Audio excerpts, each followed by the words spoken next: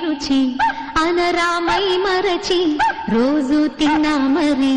మోజే తీరనిది తాజా కూరలలో రాజా ఎవరండి ఇంకా చెప్ప